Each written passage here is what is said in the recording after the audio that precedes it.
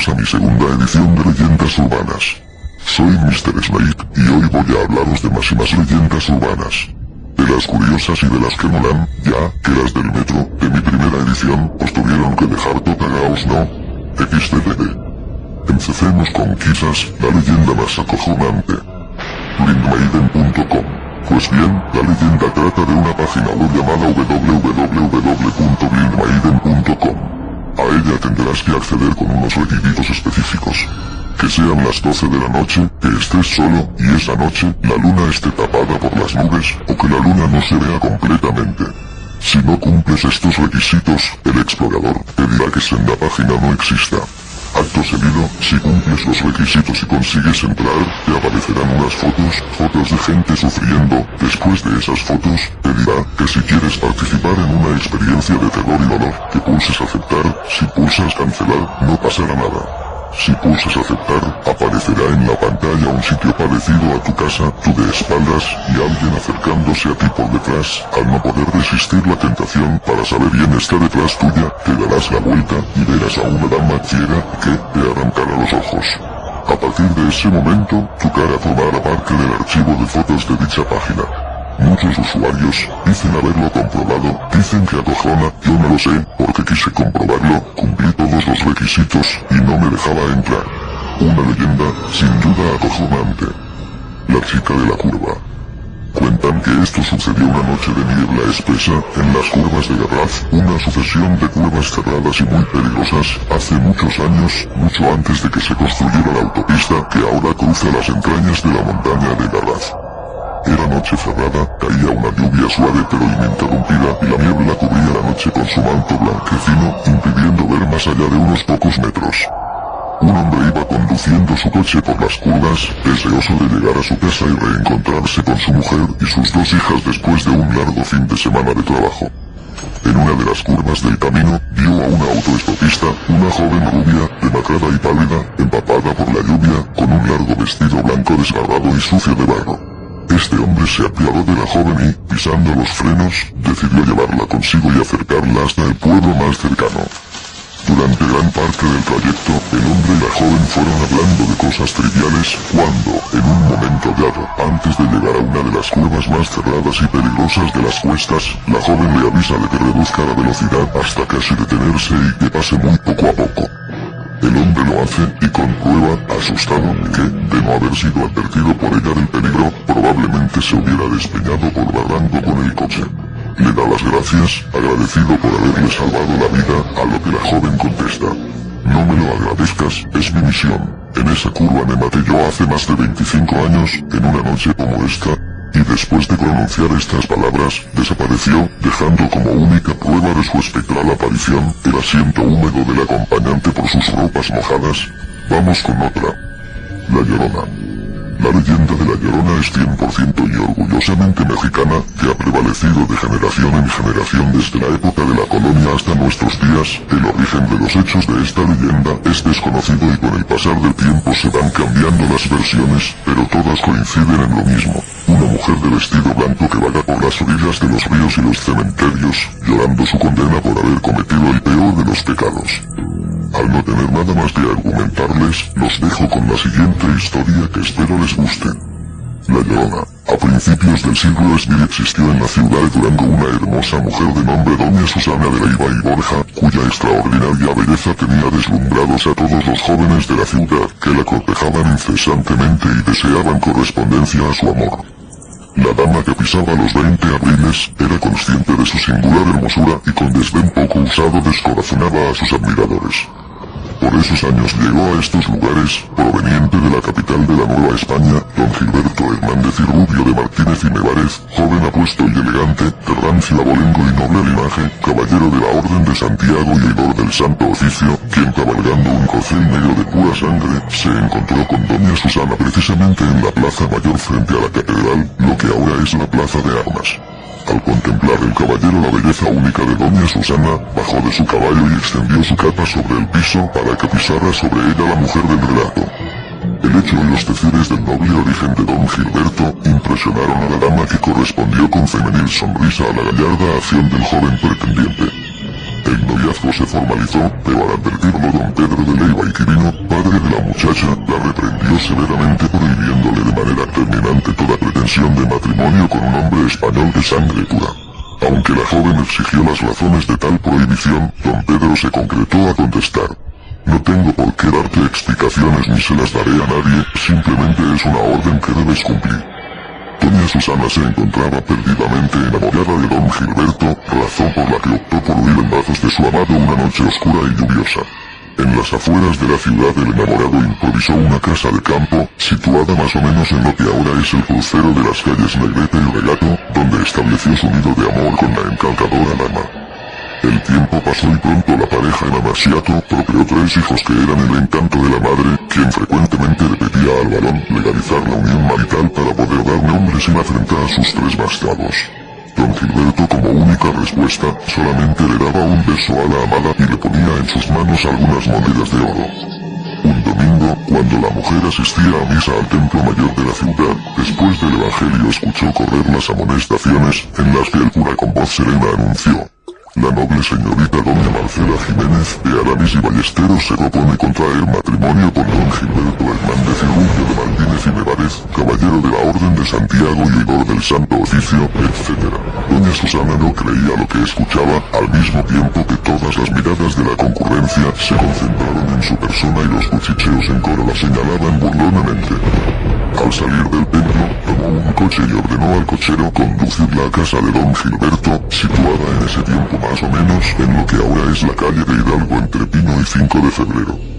No le reclamó la traición, solamente le pidió que no la abandonara a ella por sus hijos, que siguiera sosteniendo a quienes eran de su sangre. El hombre iracundo le dijo: no vuelvas a cruzarte en mi camino, eres indigna de mi linaje, tú eres una mestiza hija de una india indeseable. Tu padre hizo mal en darte el nombre que no mereces. Le dio un golpe con la pesada bota, cuando la mujer postrada de rodillas lo abrazaba de las piernas implorándole su protección. La mujer rodó por el suelo, humillada y herida en lo más profundo de la dignidad humana.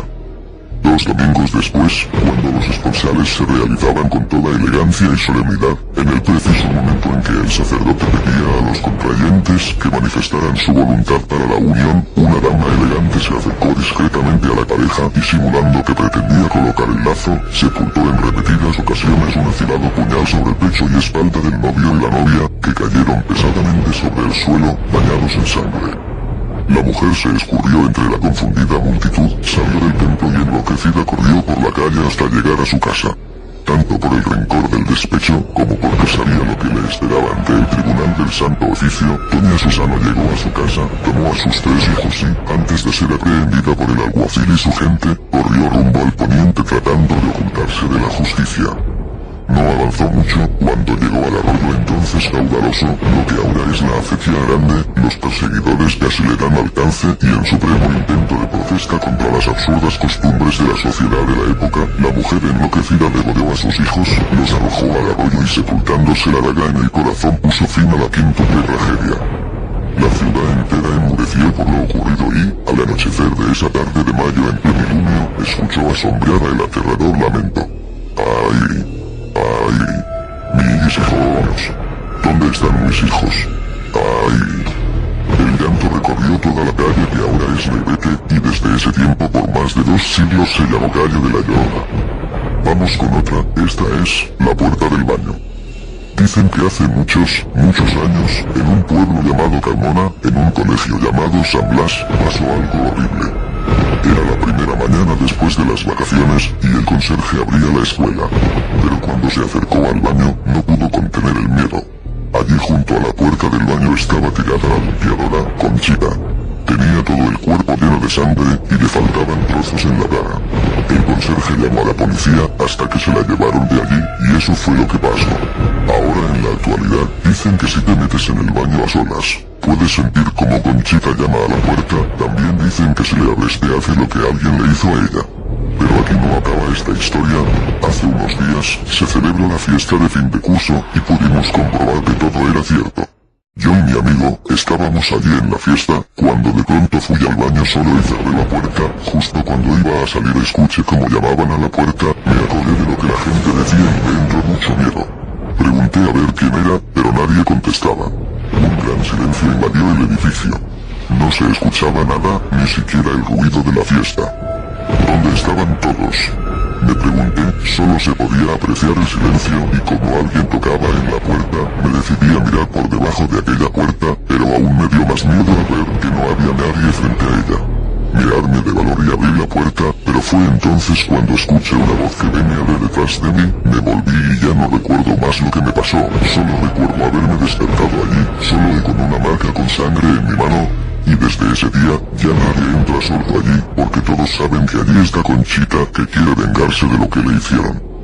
Conclusión, nunca abráis la puerta si veis que llaman al baño y estáis solos. Y la última, amigas hasta la muerte. Era una noche de muchísimo frío, uno de esos días que está muy nublado y a punto de llover. Los padres de Elisa se iban ese día de segunda luna de miel y Elisa estaría sola en casa.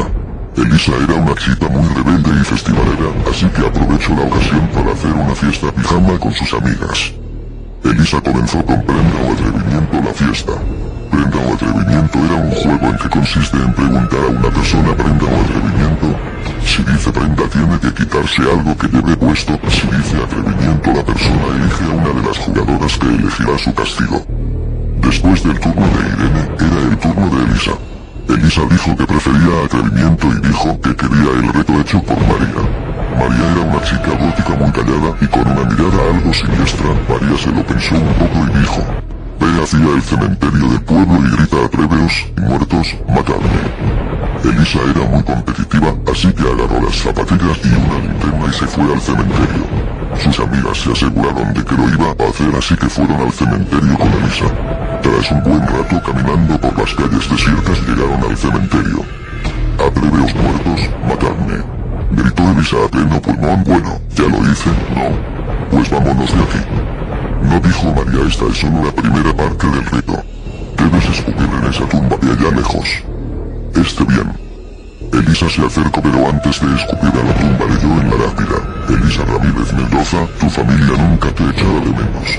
Día de la muerte, hoy. Elisa lanzó un grito de terror, se giró para correr hacia sus amigas, pero habían desaparecido.